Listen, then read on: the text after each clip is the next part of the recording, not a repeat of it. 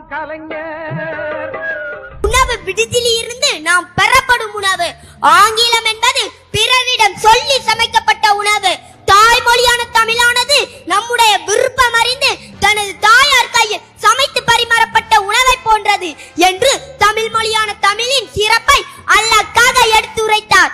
1957 ஆண்டு முதல் முறையாக சட்டமன்ற பொது தேர்வில் வெற்றி பெற்றார். வெற்றி பெற்ற போது வயது 33. 1969 முதல் முறையாக தமிழக முதலமைச்சராக பதவியேற்றார். அது மட்டுமா, தமிழக முதலமைச்சராக 5 முறை பதவியேற்றார்.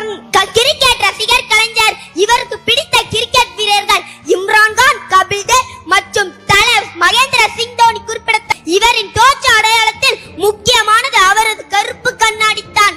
புத்தக பிரியர் கலைஞர், ரீடர் லேடர்ஸ் இச்சொல்லாடலுக்கு மிகவும் பொருத்தமானவர்.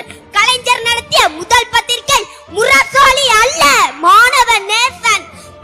தனது 14வது வயதில் மொழி உரிமைக்காக கவிதைகள் எழுதி பல மேடைகளை முழக்கினார். ஓடி வந்த இந்திய பெண்ணை கேள், நீ தேடி வந்த கோலையுள்ள நாடி தள்ளவே என்றார். செம்மொழியான தமிழ் மொழியாம் என்ற பாடலை எழுதி செம்மொழி மாநாட்டில் மைய பாடலாக வெளியிட்டார். மனோமணியன் சுந்தர பிள்ளை எழுதிய நீரும் கடலுடுத்தல் என்ற பாடலை 1970 ஆண்டு தமிழ்நாட்டில் தமிழ்தாய் வாழ்த்தாக அறிமுகப்படுத்தினார். இன்று நீங்களும் நானும் தமிழ்தாய் வாழ்த்தை பாடிக்கொண்டிருக்கிறோம்.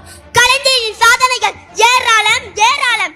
எங்களை போன்ற மாணவர்களுக்கு சத்துணவு, கணினி கல்வி, பிச்சைக்காரரின் மறுவாழ்வு திட்டம், கலைஞரின் புற மேம்பாட்டு திட்டங்கள், கலைஞரின் அண்ணா மறுமலர்ச்சி திட்டங்கள், பெரியார் நினைவு சமத்துவபுரம், விவசாயிக்கு இலவச மின்சாரம், கலைஞர் நிலைநாட்டிய சமூக நீதி, பெண் உரிமையும் காவல்துறையையும் கம்பீர